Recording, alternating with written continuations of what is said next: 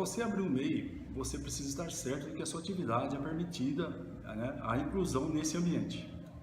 O MEI, inicialmente, ele foi criado para regulamentar algumas atividades domésticas. Domésticas? Sim, domésticas. Mas eu já ouvi pessoas trabalhando como MEI por aí. Sim, existem. Quais são essas atividades domésticas? Um exemplo assim, rápido, bem rapidinho, tá? Aquela senhora que frita salgadinhos para o marido vender na porta da fábrica, tá? Uma passadeira de roupa que eventualmente saiu ali da linha doméstica, ela passa roupa em casa.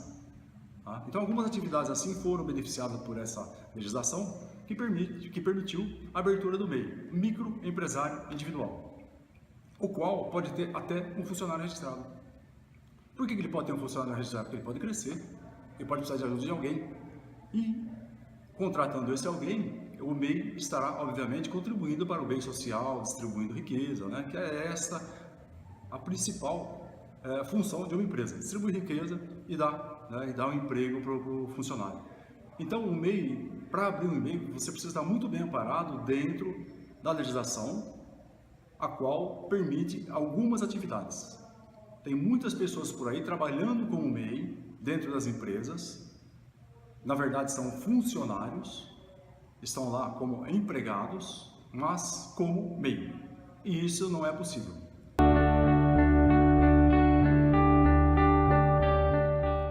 O MEI, a partir do instante que você se regulamentou como MEI, você faz, né, uma contribuição mensal a título de, especificamente, INSS.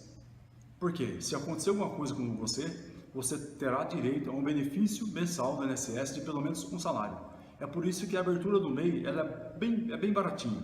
Coisa de 60 e poucos reais, 48, 50 reais, você consegue mensalmente contribuir para o MEI, que tem um faturamento limitado de até 5 mil reais. Né? Você pode abrir sim um MEI, como a passadeira, como eu exemplifiquei, como a senhora que frita salgadinhos, mas o objetivo é crescer, não ficar, né, eternamente como um MEI. O objetivo é que você cresça, gere empregos, de um MEI você passa para o ME, para o EPP, para a empresa de lucro presumido, lucro real, e vai exercer suas atividades aí a partir da abertura do MEI, que é uma forma de começar pequeno, com os pés no chão, mas nada impede que você tenha aí um alicerce para começar como um MEI.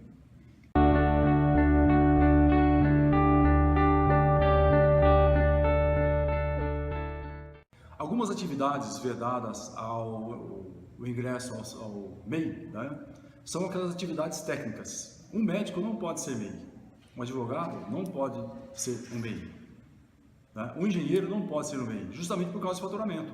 Faturamento 5 mil reais. É uma atividade a qual tem o exercício da atividade regulamentado por um conselho regional. Então sabe-se que um médico, um engenheiro, um advogado fatura, mesmo que no valor bruto, mais que 5 mil reais por mês. Tá? Então algumas atividades são vedadas, outras não. As permitidas ao MEI são essas dos trabalhos domésticos que nós já elencamos.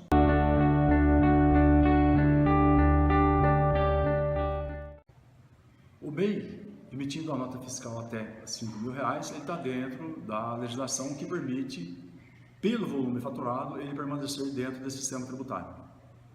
A partir do instante que ele cresceu, é viável, né? É ético, é moral, que a partir daí ele se desenquadre, entre no regime da microempresa e passe a pagar um pouco mais de imposto e assim deixando a qualidade, a classificação de microempresário individual para um microempresário.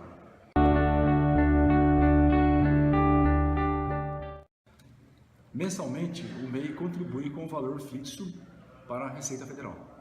Esse valor fixo, ele varia entre comércio e serviços. De quem comercializa, R$1 desse valorzinho fixo, ele vai para o governo do estado a título de ICMS. De quem? Da pessoa que presta serviço, R$2 do valor que ele recolhe vai para a prefeitura a título de ISS-QN. O restante, o grosso, vai para a Receita Federal, que vai para o custeio da Previdência, que vai custear o seu salário caso você necessite de um afastamento, de um auxílio, a qualquer benefício relacionado ao seu afastamento do seu trabalho, Então você entra com o pedido do INSS, sendo MEI, você receberá um salário.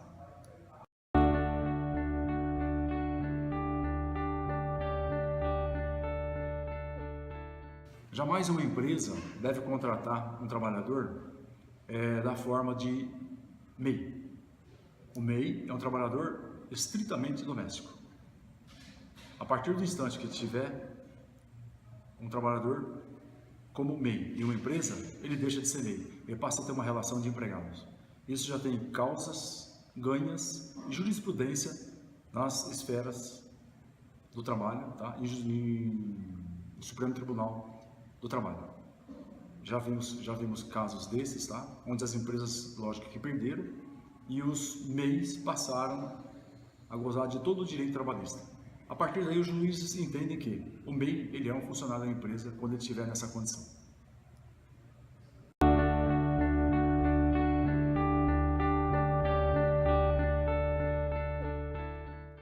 O microempresário individual que abriu a inscrição de MEI e exerce a atividade do MEI, mas, na verdade, ele está exercendo uma atividade, aquela a qual não é permitida, ele pode sim ser desenquadrado pela Receita Federal desse sistema tributário. Ele perderá a condição de MEI, tá? E será enquadrado, talvez até num regime ao qual ele muito menos, né, imagina, um regime que tenha um recolhimento de tributo muito maior do que ele imagina. Vai trazer uma dor de cabeça tremenda para ele. É melhor que ele se enquadre exatamente naquela função, naquela atividade, dentro do regime tributário ao qual ele é permitido.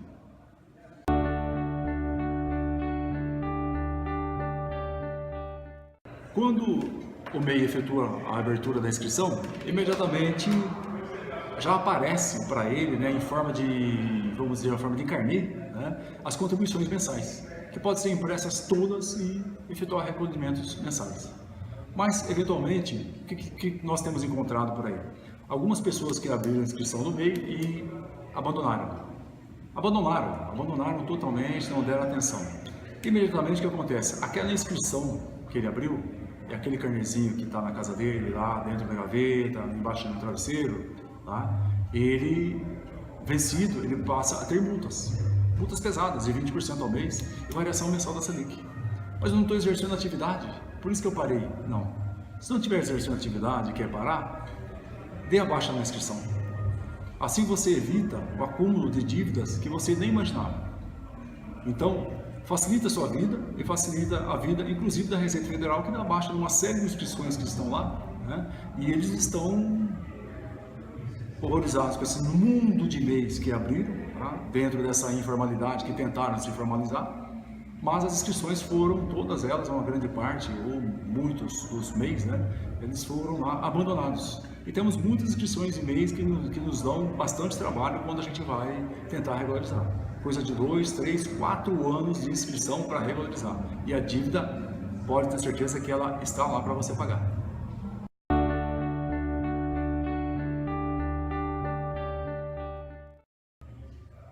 A abertura do MEI, né, ela pode nos trazer problemas, então tenha muito cuidado quando você for abrir o MEI. Né? As dicas que nós estamos dando aqui, apenas algumas dicas dentro de um universo, né, por chamar assim um universo, de uma legislação específica para o MEI.